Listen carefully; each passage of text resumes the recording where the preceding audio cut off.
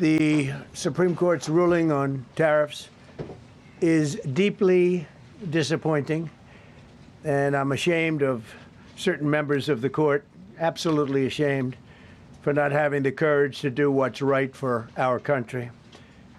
I'd like to thank and congratulate Justices Thomas, Alito, and Kavanaugh for their strength and wisdom and love of our country, which is right now very proud of those justices.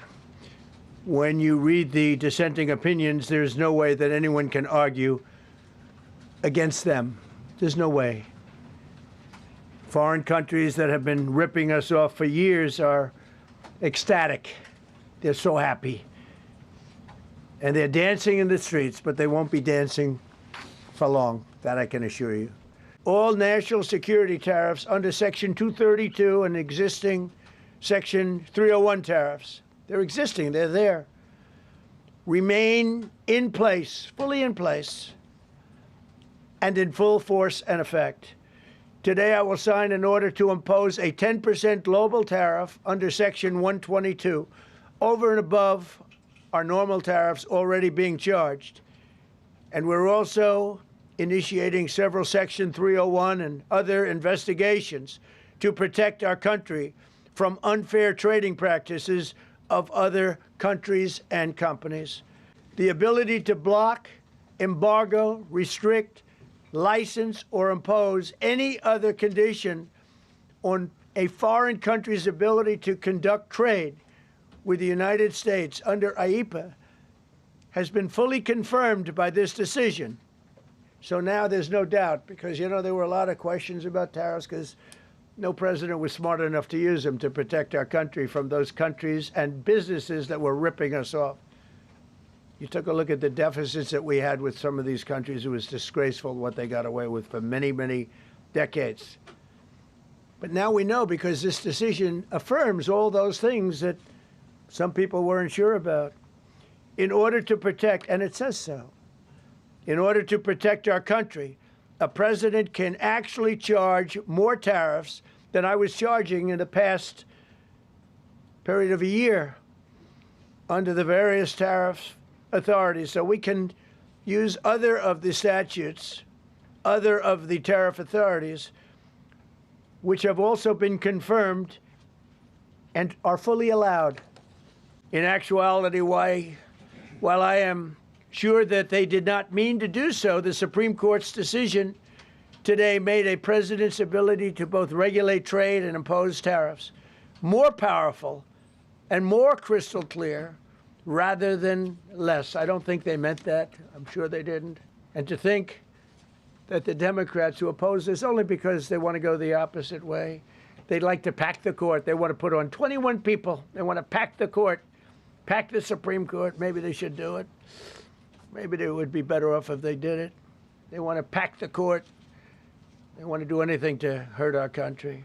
President, on the trade deal, which is the framework which is to be signed with India sometime soon, will that stand now? Yeah, and on the decision, nothing changes. No, nothing changes. They'll be paying tariffs, and we will not be paying tariffs. Our deal with India is they pay tariffs. This is a reversal from what it used to be, as you know. India, I think Prime Minister Modi is a great gentleman, a great man, actually, but he was much smarter than the people that he was against in terms of the United States. He was ripping us off in India. So we made a deal with India, and it's a fair deal now, and we are not paying tariffs to them, and they are paying tariffs. We did a little flip. Are up as of now for this, Mr. President? No, the India deal is on here. Rohit Sharma continues to be with us on the broadcast. Rohit, one last question from you at this point. What seem to be the long-term implication and other options for President Trump, given this very situation that he's landed himself in? Look, from long-term perspective, it all depends on how President Trump wants to do it, right? Does he still want to rely on his executive orders, which he has? I mean, again, you know, something, it was a risk strategy in a way that people knew that this day would come, that people would challenge it in Supreme Court and the Supreme Court would have a final say.